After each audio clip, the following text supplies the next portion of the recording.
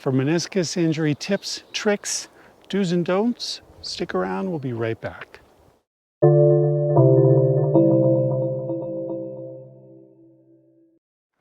Welcome back to the channel. I'm Burke.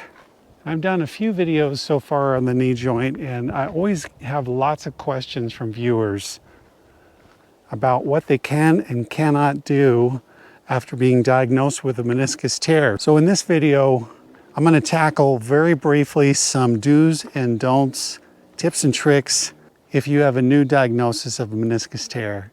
As you can see, it's a beautiful day here in the Pacific Northwest. We have had smoke this season, and the smoke has cleared out a little. You can still hear it a little bit in my voice. But instead of filming from my little home studio, I thought it would be great to get outside, to get on the trail and talk to you a little bit about how to take care of your meniscus. So the starting point is understanding what it is. So your menisci are fibrocartilage. They're very unique structures. We have them elsewhere in our body. We have them in our jaw.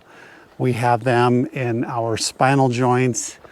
And they basically do two important things. Their function is to provide some shock absorption for the knee, as well as to guide the motion of the knee as we're moving. I think it's fair to simplify and look at them as cushioned spacers that fill the space between our femur and our tibia. And there's really no other structure that does their job. In addition to performing those two functions, they also work hand in hand with the ligaments of the knee to provide an extra layer of stability and support. So if you have this injury, the two areas that are going to be most affected are the two primary functions of the meniscus. One, to guide the motion of your knee. Two, to absorb shock.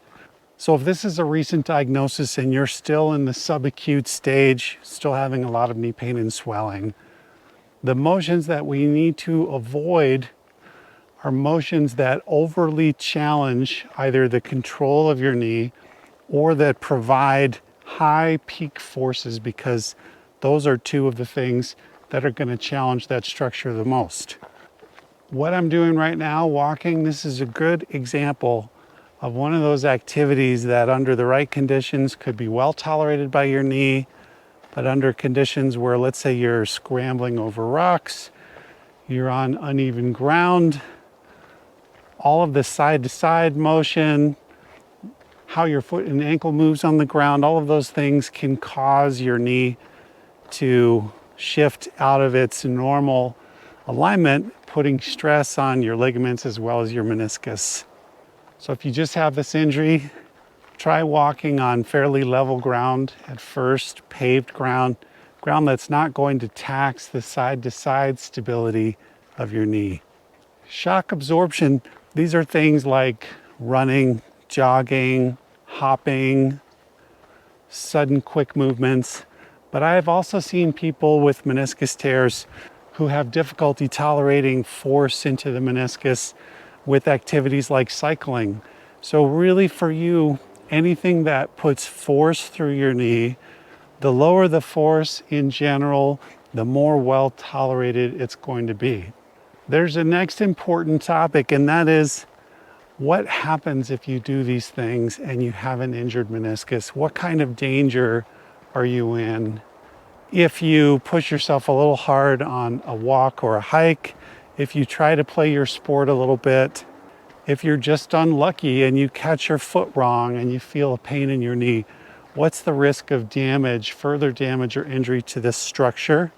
Although it's hard to say with certainty, and I never want to tell you that your knee is going to be fine if it's not. Sometimes these injuries don't heal well, and we have to deal with the consequences. Whether that means having surgery or just letting a lot of time pass and hoping for things to heal. We can't always rehabilitate and succeed in a short time frame for every part of the body, and the meniscus sometimes is one of those structures. This is in part because of how it is anatomically. There's a blood flow to the outside of the meniscus that is better than the blood flow to the inside by quite a bit. And so depending upon where your meniscus tear actually is physically, dictates to some degree how much potential healing you have of that meniscus over time.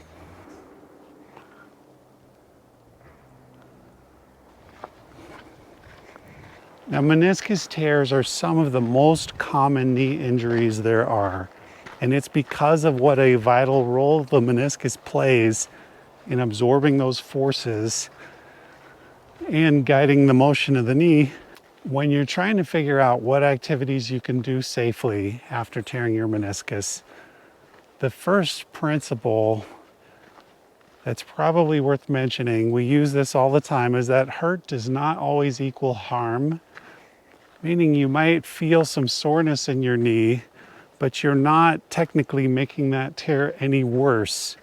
And you'll know this because of, in part, how it feels both immediately after whatever you were doing, and also how it feels a day and a half later.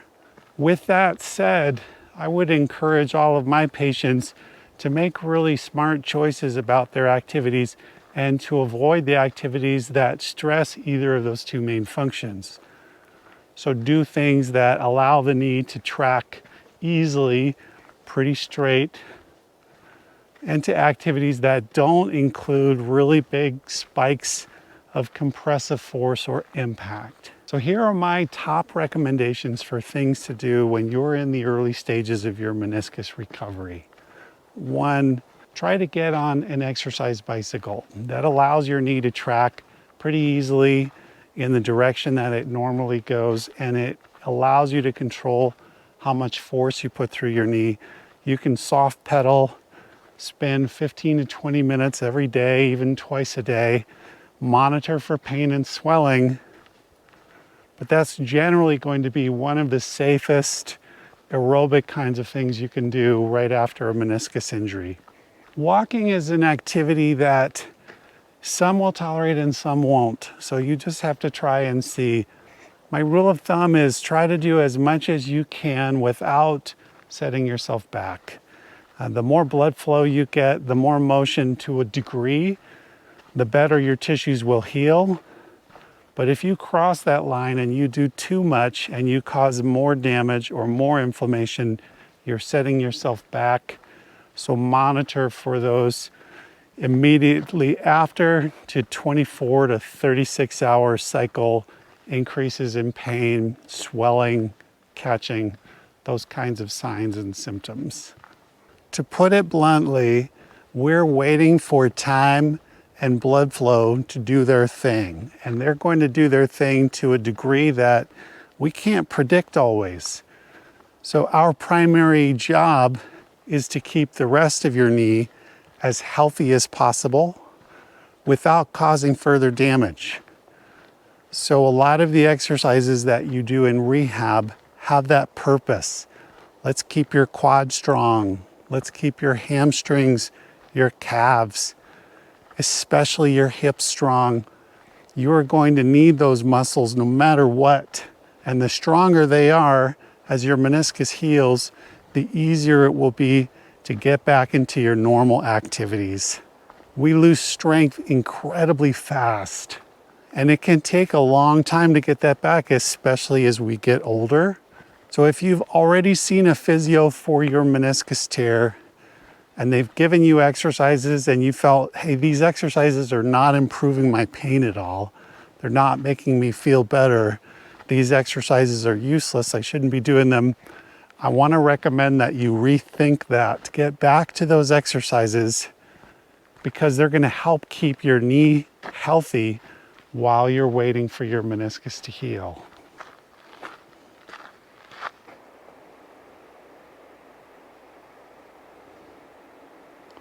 Meniscus injuries can be tough and frustrating. Like I said, there are no other structures that do its job. And it can be hard to wait to see how far your body can take that healing on its own. One important thing to note is that when we injure the meniscus is just one of a system of structures that stabilizes your knee joint. I would say it's very common, if not likely, to have concurrent injuries elsewhere in your knee. So if you find yourself struggling and it's been a while, it is very possible that you had another injury in your knee that may not have shown up on x-rays or MRIs. It could be the bone bruise. It could be a sprain of the ligaments. It could be an injury to the cartilage. And these are all things that are going to compound the pain of a meniscus tear and slow the whole process down. So if you feel that your signs of a meniscus tear are not super strong, meaning tracking problems primarily, clicking, locking, painful pops, that kind of thing. If you're not having a lot of those, and you're still having pain, it's possible something else got tweaked as well. And either way, most of the time in fact is what your knee needs to get better.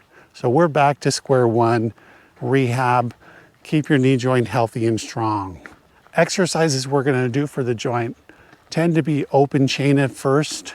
And if you want an idea of some of my favorite go-to scalable open chain knee exercises, you can find them in the video that I did on quad tears. I'll leave a link to it up above.